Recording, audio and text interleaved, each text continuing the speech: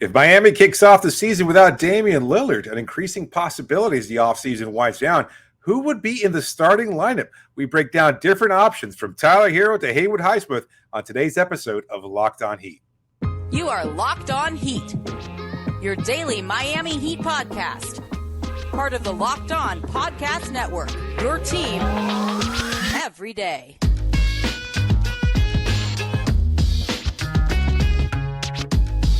All right, welcome to Locked On Heat, your daily podcast on the Miami Heat. I'm Goldberg, joining me as always, David Ramil. However you're tuning in, YouTube, Odyssey, or your favorite podcast app, thanks so much for making Locked On Heat your first listen every day. Today's episode is brought to you by FanDuel Sportsbook, official sportsbook of Locked On. Make every moment more. Visit FanDuel.com/LockedOn today to get started.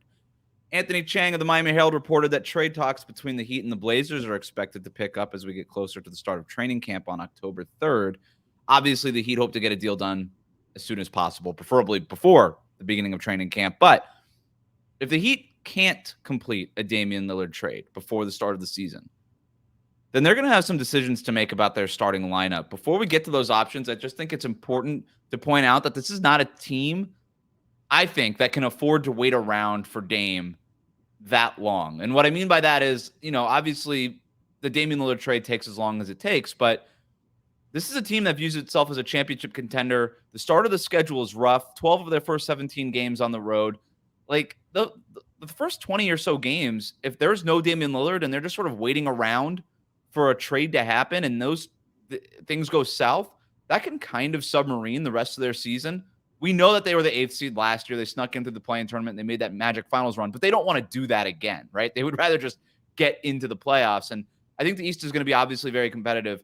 So when it comes to how long this Damian Lillard trade takes in general, I think we keep talking about, okay, well, what does that mean for compensation? Does that mean more leverage for Portland? Does it mean more leverage for Miami? All these things. The Heat have to field a team that's competitive, and they have to win games basically right away because, like I said, the start of the schedule ain't easy. I agree. But at the same time, I also consider that what they currently have on the roster, and that's assuming a lot if you get that kind of buy-in from Tyler Herro. And it's not to say that he's going to, act in a way that's unbecoming of a Heat player or act unprofessional, which a lot of people suspect is a possibility. I also don't see them like as a top-tier contender right away, but I think they're good enough to at least tread water over the start of the season if they can't pull off the Lillard deal. So treading water meaning like 500 or like above 500, like above 500, a good winning team. Yeah. I think maybe I agree 6 with you. 4, 7-3, over the first 10, something like that. I mean, they're good enough for that.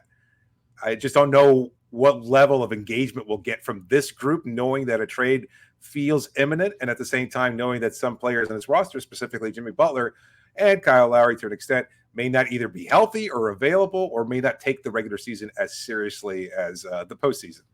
I agree with you on Tyler Herro. I think he's a professional. I think he'll show up to work, but to get the spark, like it's one thing to just show up and do your job and do it well. And I think he would. Right. But then to have that spark, to have that extra gear, to do what it is that the Miami Heat require of its roster over the last couple of years, which was give more, work harder than the other team. Right. That's how they won games. They didn't win games on talent the last couple of years. They won games mostly, there's a base level of talent, obviously, but their greatest trait is just playing harder and being better prepared. So to ask for that like extra 10% from your players that most players around the league don't give, period. But that is sort of, when you talk about Heat culture, that's basically what we're talking about. Yeah. That's to me is the question. That said, I just think it's worth pointing out the exercise that we're doing on today's show. What would be Miami's starting lineup if Damian Lillard is not on the roster? If a trade is not complete by the beginning of the season, and it's something that obviously Eric Spoelstra and that coaching staff need to be thinking about if they're not thinking about it already, which I'm sure they are. So what we did is we each came up with 3 different possible starting lineups, kind of lineups that we think could be the starting lineup, and then just some other interesting ones, that are just worth having conversations about. We're going to basically talk through all the players and all the options this way. So David, let's just start with the one that you think is maybe their most likely starting lineup if no Damian Lillard trade is done by opening night. Yeah, I think it's the most likely. Miami struggling a little bit in their backcourt, and that's not including Tyler Herro, of course, but with the loss of Gabe Vincent, there's no clear-cut favorite to start at point guard. But my assumption is that while Kyle Lowry still on the roster, that he would get the starting nod. if the season were to kick off without Damian Lillard on there. We're not sure whether or not Lowry might be included in a potential Lillard trade, but as of now, I see him as Miami's best starting option. We assume that that won't be the case for 82 games. It's just Lowry at this stage of his career can't stay healthy for that long, but you don't have any other realistic options. Maybe you have a couple plug-and-play players, and I do even mention those in my other options. But as far as the most likely starting lineup, I've got Lowry at the point, Tyler playing alongside him in that backcourt. So it'd be the lineup that we saw most of last year, Lowry and Herro, alongside Jimmy Butler, Bam Adebayo, and Kevin Love continuing his role as a starter, again, at least in the short term to begin the season. You're basically going chalk here, and I think this is the safe pick. You know, it would not shock me if this is Miami's starting lineup. I didn't have that as any of my 3 lineups. Right. Like I said, it wouldn't shock me if this is what they did. I guess it's probably the safest pick here, and you might end up just being right. My problem with starting Kyle Lowry is I think that's done. I think Eric Spoelstra is basically done, and he could say, hey, look, he's our veteran. We need him off the bench as our 6th man to guide that second unit. We want to keep his minutes down, all these things. And all those things are definitely true. But I don't think he's a starter anymore. He's 36, 37 years old. I think that's totally okay to not be good enough to start anymore. He's not the two-way force that he once was. He can't get to the basket the way he did. He can't defend the way that he did before either. And so I look at a lineup of Lowry, Herro, Butler, Love, and Bam. And by the way, just, goes without saying, but I'll say it anyway. Bam Adebayo, Jimmy Butler, those guys are in Sharpie. Like, we know that. We're basically going to be, we're going to be like, I think the other 3 starters are very much up for debate. I agree there. But if it's Lowry, Herro, and Love as those other 3, I think those are 3 negatives on defense at this point. And I don't know that you can, as great as Jimmy and Bam are defensively, that just to me is a little much. And the other thing with Lowry that I think is just worth considering, there is no real point guard, to your point, other than Kyle Lowry on this roster, right? You've got Jamari Bouye on a 2-way, Drew Smith on a 2-way. I've predicted I don't think Drew Smith will hold on to that 2-way, and I think you're there with me. You were there in Vegas. You saw that it was a little underwhelming. But Eric Spoelstra in interviews recently said he really likes Jamari Bouye. That's great. I also don't think that he thinks Jamari Bouye is ready to step in as your backup point guard right now. So who is your backup point guard if you only have one real point guard? And so I would argue maybe Kyle Lowry is the backup point guard. You can't really afford to start him, as weird as that sounds, because there's nobody to back him up. And to me, I just think that in that starting lineup between Bam, Jimmy, and if Tyler Herro ends up being a starter, there's enough playmaking in there where you don't really need that traditional point guard. That would be my argument. No, I agree with a lot of those points. I just, kind of went with what seems like the most likely options at each of those positions. Tyler, we know, is the 2 guard. He's probably going to be the starter. And Kyle, I think you can kind of roll him out there for as long as until the wheels come off. And we know that those wheels will come off inevitably. But at some point, again, if you start off the season, you assume with 3 months off, he's going to come into camp healthy in shape and all those other things. And if he's healthy enough to reclaim that starting nod, you can at least coast through, I don't know, October, November, December, maybe. And then if you have to make a change at some point, then you can go with a different option. But my assumption is that Lowry seems probably the likely starter. To your point, like, they could do this and still keep Kyle Lowry 6 minutes to begin each quarter, or 6 minutes a quarter, I suppose. And that's me and my math, 24 minutes. That's 24 minutes a game. That's right where they kind of want him at that minutes restriction. They like him between 20 and 25 minutes. So you could do that. Just he starts the first 6 minutes and then you kind of get into different lineups. So again, it would not shock me if this were the starting lineup at all. And I do think it's probably the safest pick. Let's go to one of my lineups here. I'm going to tell you which new addition to the Miami Heat this offseason I think is going to be a part of the starting lineup. We're going to talk about that next here on Locked On Heat. But first, a word from our sponsors. Today's episode is brought to you by FanDuel. Football season is about to kick off. Lots of excitement about training camp, and FanDuel is giving you the chance to win all season long, because right now, when you bet on a Super Bowl winner, you can get bonus bets every time they win during the regular season. Just pick any team to win the Super Bowl, and you'll get bonus bets for every victory. Not any team. The Miami Dolphins, baby. That's the one team. Hey, look, That's right. seriously. Sign up now. Get these bets in now, because if they make this Jonathan Taylor trade, those odds are going to get a lot worse. You want the odds the way they are right now. Sorry, just that's had a to good interrupt point. and say that. No, I agree. They could go from 9 free wins. Betting advice. To Here's free 10 money, wins. people. Yeah, 9 wins and 10 wins. That's all the difference it's going to take there. Hey, it's Miami. They don't win more than 10 It could be the games. best running back since Ricky Williams. Best running back in Miami since Ricky Williams. No doubt. Just pick any team again to win a Super Bowl. Maybe it's the Dolphins. Maybe it's one of the other teams. Who knows? But then you can use your bonus bets on spreads, player props, overs, unders, more. You can just go to FanDuel.com. It's so easy. Go to FanDuel.com/lockedon and start earning your bonus bets with America's #1 sportsbook. That's FanDuel.com/lockedon.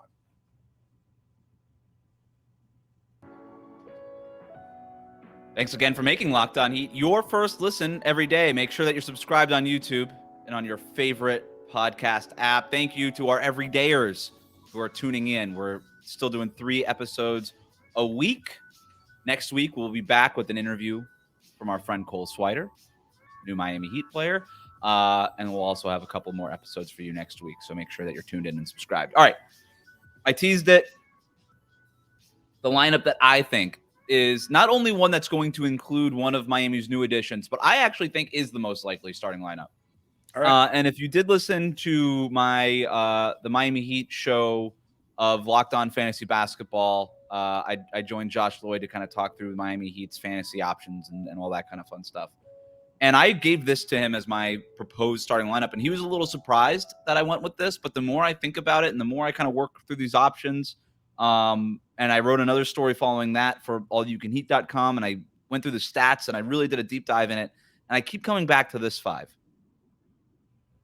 Tyler Herro, Josh Richardson, Jimmy Butler, Kevin Love, and Bam Adebayo.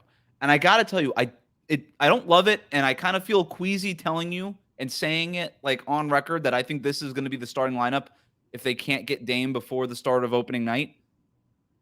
But the more I kind of go through it, I just think it's the most likely one. All right. And I'll explain myself. So obviously you're starting Tyler Herro here at point guard and Josh Richardson. You got Tyler, Richardson, Jimmy, Bam, and Love. And Kevin Love. Yeah. Yeah. I've got that same lineup. That's one of my 3 lineups. Okay. So then we both have that one. So then we agree that this is a possibility here. And I would, and my argument here is I think it's the most likely starting 5 without Dame. I just think that when you've got Jimmy and Bam, you don't really need a traditional point guard. And in fact, I think we saw this when you have Kyle Lowry starting with Jimmy and Bam, it kind of mucks up the offense a little bit. That's 3 unwilling shooters, 3 unwilling scorers, 3 guys who would rather pass than take their own shot. And at some point, and that's cool and it's great to be like unselfish and all that, you don't need a traditional point guard because between Tyler Herro and Bam Adebayo, there's enough playmaking there. You've got Jimmy Butler, who can obviously run pick and roll and do all of his isolation stuff. And I was looking at the stats with Bam, and his assist numbers over the last 2 years, ever since the Heat got Kyle Lowry 2 summers ago, have gone up when Kyle Lowry is off the court and precipitously down when Kyle Lowry is on the court, right? Like he's going from basically 5.5 assists per game or per 100 possessions without Lowry, and it's like 4.2 assists per 100 possessions when he shares the court with Kyle Lowry. And that's a big difference. And I think my argument here is I think most of the offense should run through Bam anyway. And I think we saw that in the finals, not just from the team that won the finals, but also from the Heat. Like their best offense was when Bam was running the offense and from the high post. And then obviously that Tyler Herro and Bam pick and roll is something that is working. And there's signs of life there of being at least an average to above average offense. And then you've got the Jimmy Butler thing. And then you surround those 3 with shooters, Josh Richardson and Kevin Love. I just think it works. And then defensively, Josh Richardson, Jimmy Butler, and Bam Adebayo are all good to elite defenders. Kevin Love at least provides rebounding and some size. I don't love having Tyler Herro and Kevin Love starting together, but it didn't scare Spo last year when he was starting Gabe and Kevin Love or Strus and Kevin Love or whatever. Like he's willing to put an undersized guard out there with Kevin Love, at least for the first few minutes until you start getting into some of your other lineups. No, I think it's a good point. I think even Richardson can handle the ball a little bit. He can bring the ball up, start to initiate your offense. We saw that in Miami. We've seen that in different spots he's been in. He's not necessarily a high usage player at this point, but you bring him for 1 year, and basically the promise is show what you got. And this is one way of doing it, is inserting him in the starting lineup and giving him back into a comfortable rhythm where he can play alongside her. And it's a good point you make about with Jimmy and Bam as playmakers. Obviously, Tyler can be a playmaker too. He can help initiate the offense. That balances out so that you have enough people who can initiate offense, and it doesn't force them into any one role. It kind of keeps that versatility that Miami has used so effectively over the last number of years. I like this possibility. I just don't know if Richardson, it's not to say that he's not a better option than Kyle Lowry at this point. I'm not sure that he is somebody that Miami views as a 30 minutes per game type player. And I think if you're starting him, you need him to play that much. Like with Kyle, you can have him start and come off the bench and then kind of just sit there for most of the second quarter or something like that. I just don't know that you could do that with Richardson. Like his defense is just too essential to what Miami does, and there aren't a lot of other backcourt options. And so, yeah. No, I mean, if you look at the three real backcourt options, Tyler Herro, Kyle Lowry, Josh Richardson, right? Yep. Only one of them is a good defender at this point in their career, and that's Josh Richardson. And so that's why I just think like he's a clean 3-and-D fit. He fits into a bunch of lineups. Bo was talking to reporters the other day. He's like, yeah, he just does a bunch of different things. He's easy fit, kind of plug and play kind of guy. It feels like he's never even left and all these things. Right. I love him starting. I'm with you. I don't know that they signed him. Look at the contract they signed him to, thinking that he was going to start. But if this is your starting five, it also cleans up the bench quite a bit. You've got Kyle Lowry, Duncan Robinson, Caleb Martin, and Thomas Bryant, who they signed this summer, coming off the bench. That's deep. That's a real good kind of second unit there. And that doesn't even include guys like Orlando Robinson or Hamai Jaquez or Highsmith or Jovic or anybody like that. So I don't know. I just think that this is the cleanest way to get to your best lineups throughout the game. Because when we're talking about starting lineups, we also have to talk about like, all right, what does that do to kind of set the stage, set the table to get to your other good lineups? Because you could do this, take Kevin Love off, bring Caleb Martin in, you kind of get to your small ball lineup, and then that group makes a lot of sense. And then either Herro or Richardson comes out, Lowry comes in, and you're kind of that way. You're always having like no more ever than 2 minus defenders on the court, and I just think it sets the table well that way. But let's go on to another starting lineup. I mean, what's like the biggest problem with that one, and do you have a lineup that might fix that issue? Not necessarily. The biggest problem with that lineup, it just doesn't seem like you have. I mean, you can go with Jimmy the whole time as far as like if you're just going to dump it to him and have him kind of start thing, or if you're looking for a bucket, it's Jimmy basically. I guess Bam still has that to some degree. Herro, it doesn't really have any significant holes that I can see. The biggest hole there, honestly, is Kevin Love. You would think, you need a traditional point guard, but it's Could they Love. go? I mean, what if they take Kevin Love out and start Caleb Martin? That seems too small. Like big Too in the small, backcourt right? with Richardson and Herro, and then Jimmy, Caleb, Bam. It just doesn't seem. Yeah, it doesn't seem feasible. You need another bigger body in there.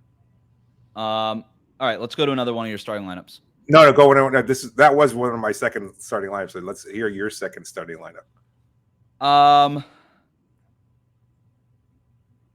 I went Lowry, Richardson, Butler, Love, Bam. So Lowry taking Herro's place in that same starting lineup.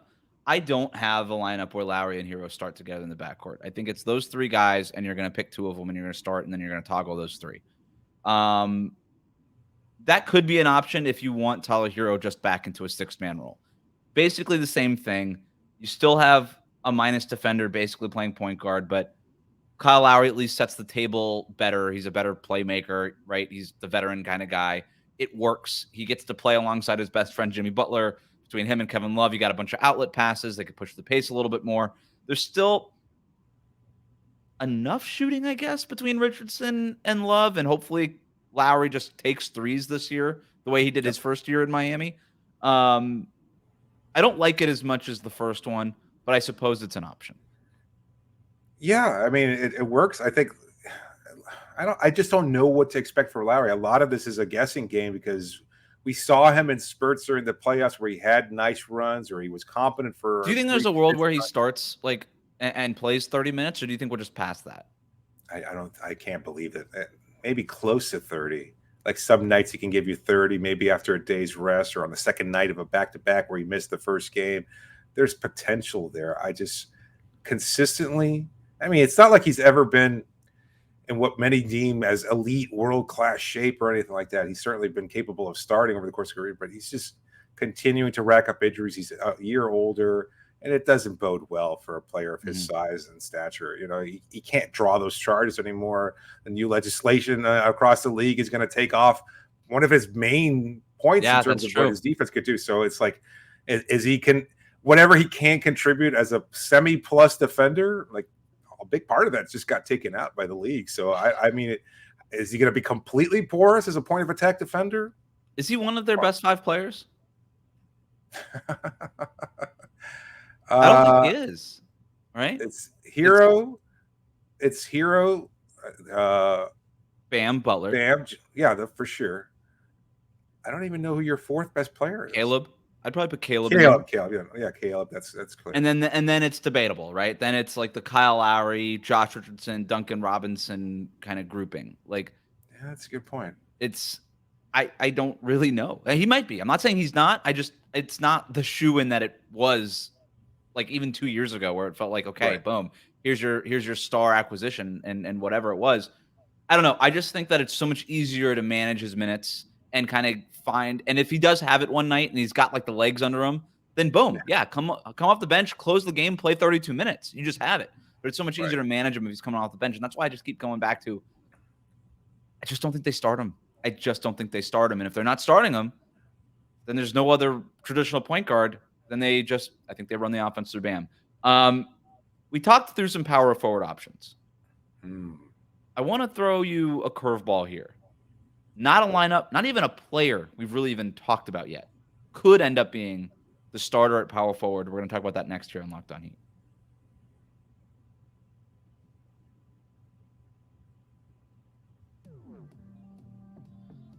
Thanks for making Locked On Heat your first listen every day. Make sure that you're subscribed on YouTube and on your favorite podcast app. Everydayers, if by chance you missed a couple of episodes this week, definitely go back and check out our mock trade call with Locked On Blazers host Mike Richmond. Doesn't sound like the Heat and Blazers are talking very much. Well, we got on the phone and we talked through the entire trade. So we settled it and we figured all of it out. So you can go ahead and check that out if you haven't already. Done deal. All right. Last starting lineup option. You go first with yours. Okay. I do have a new starter in there as a power forward, ostensibly. The same backcourt, Lowry and Richardson, that we just talked about. With Jimmy and Bam, of course, and Nikola Jovic, fresh off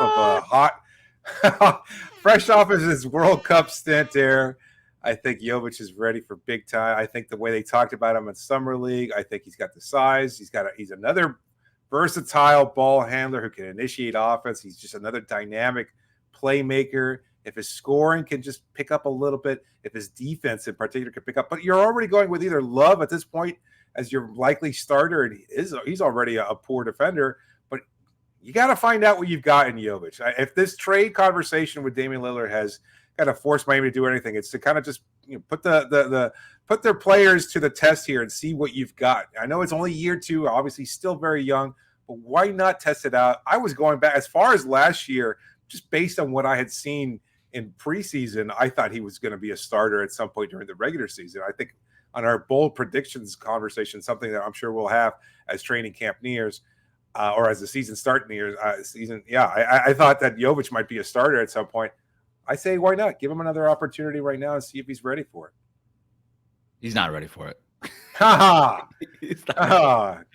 Just like I love Jovic. You know that. I love his skill set. I think he's listening to the show right now, Wes. We can't say that about him. He's the best option they have to start at power You're pandering. forward. That's why you have him here. I love Jovic. In the making. I think he's going to play a lot of minutes this year. I'm very much looking forward to what it is that he's doing. What he's doing right now in the friendlies and FIBA, very impressive. I think what they're doing with him is actually very much how the Miami Heat want to use him. And Eric Spoelstra actually mentioned the other day how he sent some of his staff to Serbia to kind of check out some of the practices and whatever it is at their Serbia training camp and stuff like that. So look, there's an investment there, obviously. I think he's going to play more. I think his skill set next to Bam is sort of the prototypical kind of guy that you would want next to Bam. I just don't think he's ready yet. I don't think he's physically ready, number one. Defensively, he's not there yet. The shot isn't where it needs to be, even though I think the shooting potential is there. Like, there's no track record to say that he is a good thrpoint shooter right now. I think he needs to prove it before he starts. And he can prove it off the bench, and he can earn a starting job later in the future. You can prove it in camp, too. I just see Lamar Odom 2.0, man. That's a good Lamar point. Odom 2.0. That's all I see. I think that's a steal. It's a great comp. He needs to get a lot better defensively, but it's a good if they can get Lamar Odom, man, like let's go. Like, he wasn't a great defender. He was not a great defender. Certainly not when Odom? it was 1 year in Miami. Yeah, Odom in his 1 year now, he was not a great defender. He was like fine. He was an acceptable defender later on during his Lakers stint, but not in Miami. Not in that 1 year he was here.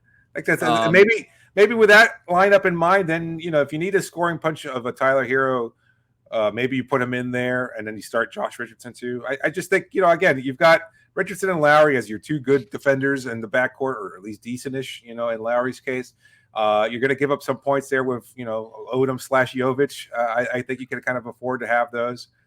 I don't know. It's a possibility. All right. Well, these are the four guys that I thought of when I was thinking about options at power forward, right? And I go with a different option here. You and I have already talked through the Lowry, Herro, Richardson thing. It's going to be two of those three guys, and the other one's going to come off the bench, and that's fine. Yep. It's Kevin Love, Nikola Jovic, Caleb Martin, right off the dome. Those are kind of the guys you think about because Jovic, that's his position. Kevin Love started obviously there, and Caleb Martin obviously started there as well. Yep. The other guy I would say is Haywood Highsmith is an option. Oh, yeah. I think that's definitely an option. He basically plays the big man spot for the Miami Heat. He didn't get a ton of minutes in the playoffs. Did play a little bit in the NBA Finals, and in different series in the playoff run. He's definitely a dark horse here, but I'm going with him with my third starting lineup. I've got Herro, Josh Richardson, Jimmy Butler, Haywood Highsmith, and Bam Adebayo. And it's not necessarily because I think Highsmith is the best option, but when I start kind of ruling guys out and finding reasons to rule guys out, Kevin Love minus on defense. I also think, by the way, I know we're all in love with Thomas Bryant in that addition, and it's very exciting and it's very interesting. But Thomas Bryant hasn't stuck around with a team for more than a year for a reason. He's very bad defensively. And if he doesn't get better defensively, he's going to not play. He ain't going to play, okay? So it's an interesting flyer. It's very low risk, but there's no guarantee of regular minutes. Orlando Robinson, very fun, very interesting, kind of a zero on offense last year. He showed some stuff in Summer League in Las Vegas. Can he improve on that end? If not, like Kevin Love could be Miami's best option at backup center. And if that's the case, do you basically take him out of the starting lineup and put him there, right? Yep. So there's an option there. We talked about Jovic. I just don't think he's ready. Caleb Martin, we mentioned it before. You're too small. Spo has basically been like, hey, we don't want to start Caleb Martin anyway unless we absolutely have to, because you're giving up so much size and because he prefers him to come off the bench as sort of this utility, fill the gaps kind of player. So then I'm just left with Haywood Highsmith, who might be the best defender of that group. For sure. He's 6'5", 6'6" on a good day. He's got a near 7-foot wingspan. Yeah. That we know. He watches tape of PJ Tucker. Even last season, when PJ Tucker was playing in Philly, he was always like daily watching tape of PJ Tucker. Defensively, that's the kind of thing he tries to do. He's not as stout and as strong as PJ Tucker, but he can keep adding muscle. Maybe he already has. It just hasn't been reported. And like I said, defensively, he can kind of do those things. Does that three-point shot come along? He's basically a 32, 33% three-point shooter from the corners. If that's something that can get up to like 38%, I think he's a real option. He can show that in training camp. I think that's a real option there at power forward. And then it kind of cleans things up a little bit too. Haywood Highsmith comes in, plays the first 6 minutes of each half as your starting power forward, and then you start getting into your Kevin Loves, your Jovic's, your Caleb Martin small ball units, and all these other things. But in terms of sort of a placeholder power forward, the kind of thing that we've seen Spo do quite often in the past, I think Highsmith is an option. I like it. I've been a fan of Highsmith's. I think he can provide a spark defensively. I kind of stole your thunder with this one. You've been on the Highsmith thing way more than I have. Yeah. The 2 times I've seen him this summer, most recently at Bam's camp here in Miami, he actually looks lighter. And when I saw him in Vegas, he looked lighter than he did during the regular season. So I don't know that the putting on muscle has been a priority for him and his trainers or the coaching staff. I'm not sure what the offseason regimen has been. So I wonder whether or not they see him more as a 3-and-D, especially if they have to include Caleb Martin in any kind of potential deal for Damian Lillard. So, if he's able to produce what he did last year, to have him be your spot starter and just get a couple of minutes in there as a starting lineup. You don't have to worry about what he can provide on offense because you've got enough scoring with the other 4 players.